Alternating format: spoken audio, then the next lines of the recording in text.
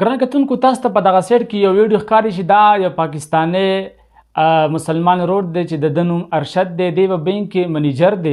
د دا روټینو چې 15 کاله د سحر مز نه دی ادا کړی. یو ورځ د خپله کهانی بیانوي چې ما یو شپه موبایل کولاو کړی دی، په هغې کې زما مخې ته ویډیو راغله. په هغه ویډیو کې دا ویل شي چې څوک د سحر مز نه کوي نو هغه منافق وي. دی چې ما دغه ویډیو سکرول کړه، ټوله کهانی په خپله باندې بیان کړې. تاسو دغه ویډیو ما سره لږ وګورئ.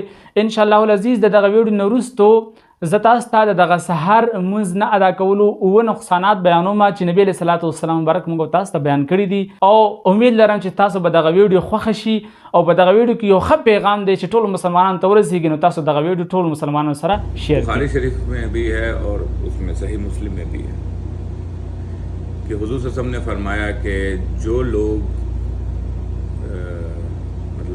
मुनाफिक हैं उन पर फजर की नमाज और ऐशा की नमाज भारी होती है।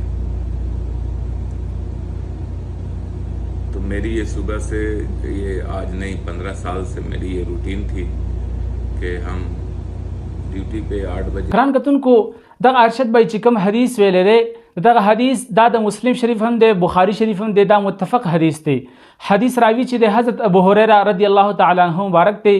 دا مبارک فرمایي چې نبی علیہ الصلوۃ والسلام مبارک فرمایل چې په منافق باندې د ماسختن او د سحر مز ادا کول دا ګران دي، دا پدرانه دي، او کچرته دوی دغه ثواب نه خبر شول نو دوی په خپل زنګونانو باندې چې موږ په پښتو کې ورته خپوړې وایي، په دغه خپوړو باندې به دغه جماعت ته دغه مز د پاره حاضر شي. او نبی علیہ الصلوۃ والسلام مبارک فرمایي چې زه په خیر اراده وکم چې مؤذن ته وایي چې ته اقامت وکا او یو بل مسلمان ته امر وکم چې تا دغه مسلمانانو ته مونځ په جمع باندې ادا کا، او زه ځان سره یو څو کسان چې هغوی سره لرګي وي هغه روان کم، او کم خلک چې په وخت جمع کې په کورونو کې موجود دي نبی علیہ السلام مبارک فرمایي چې زه غواړم چې هغوی کورونو ته زور ورکم. ګران کتونکو دغه حدیث مبارک مکمل حدیث مبارک دی چې بخاری او مسلم دواړو رانقل کړی دی. ارشد دغه حدیث اوریدلی و چې په دغه کې لفظ منافق اوریدلی و. بالکل نبی علیہ السلام حدیث مبارک دی چې په منافق انسان باندې د سحر او د ماسختن مونځ ادا کول دا ډیر ګران دي او ډیر زیات دشوار دي. وجه دا وه چې د سحر او د ماسختن چې کوم منځونه دي په دې کې انسان ته خوب را درومي، دا وختونه د خوب وي، نو په دغه دوران کې دغه انسان د خپل لفظ تعبیر شي، د هغې خواهشمند شي، او په دا باندې دغه ماسختن او دغه سحر مونځ ادا کول دا ګران شي. نو دا علامه د منافق تو د نبی علیہ السلام مبارک په زمانه کې چې کوم منافقین وو هغې و صرف په 3 جمعو کې حاضرېدل چې هغه به د ماسپښین مازدیګر او ماښام وو، په دغه 2 جمعو کې به نه حاضرېدل. نو دې وجې نبی علیہ الصلوۃ والسلام مبارک فرمایل چې دا علامه د منافق تو، او په منافق باندې د ماسختن او د سحر مونځ ادا کول دا ډیر زیات ګران دي. د دې نه سوا چې 9 نقصانات نبی علیہ الصلوۃ والسلام مبارک موږ تاسو ته کم ذکر کړي دي هغه هم زه تاسو سره شیر کوم، او دا ډیر ضروری چې موږ تاسو دغه د نقصاناتو نه خبر شو او دغه ویډیو نور مسلمانانو سره شیر کو او هغوی ته هم دغه ویډیو نه فایده ورسیږي. اول نمبر نبی علیہ الصلوۃ والسلام مبارک فرمایي چې دغه مسلمان د پاره یو نقصان دی چې سحر مونځ نه کوي، چې دغه مسلمان دغه نفاق او دغه منافقت دغه لفظ نه چې نه بری کیږي. کچرته یو مسلمان د سحر مونځ کوي نو دی چې منافق نه دی، په دغه کې علامه د منافق نه دو. نو یعنی یو نقصان دی چې دغه مسلمان دغه منافقت نه بری کیږي.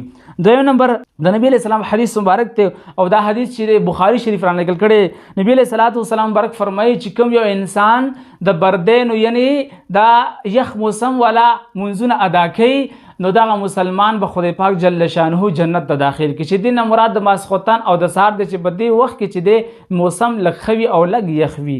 نو یعنی یو انسان چې د سحر مونځ نه ادا کوي نو دغه انسان ته یو محرومي د جنت نه ملاویږي چې دغه مسلمان د پاره یو لوی نقصان دی. لکه څنګه تاسو ته په حدیث کې تیر شول چې نبی علیہ السلام مبارک فرمایي چې کوم یو مسلمان د بردین مونځونه ادا کوي نه د ماسختن او د سحر نو دغه مسلمان به جنت ته داخليږي. نو دغه مسلمان چې د سحر مونځ نه ادا کوي یو نقصان خو دا شو چې دغه مسلمان د جنت نه محروم شول، او دویم نقصان دا شو چې نو دغه مسلمان به خدای پاک جهنم ته داخلي. څلورم نمبر نقصان دا دی چې دغه انسان د الله جل شانه د حفاظت نه وځي. لکه څنګه د نبی علیہ السلام حدیث مبارک دی، او دا حدیث چې مسلم شریف نقل کړی دی، نبی علیہ الصلوۃ والسلام مبارک فرمایي چې کوم یو انسان د سحر منځ ادا کی نو دغه انسان د الله جل شانو په ذمه باندې شي، یعنی الله جل شانو دغه انسان حفاظت کوي. نو چې کوم یو انسان د سحر منځ نه ادا کوي نو هغه د الله جل شانو د حفاظت نه محروم شي. او پنځم نمبر نقصان دا دی چې د مکمل شپې عبادت د دغه انسان محروم شي. لکه څرنګه د نبی صلی الله علیه وسلم حدیث مبارک دی چې کوم یو مسلمان د ماسخوتن منځ په جمع سره ادا کی نو الله جل شانو دغه مسلمان ته د نیمې شپې د عبادت برابر اجر او ثواب نصیب کی.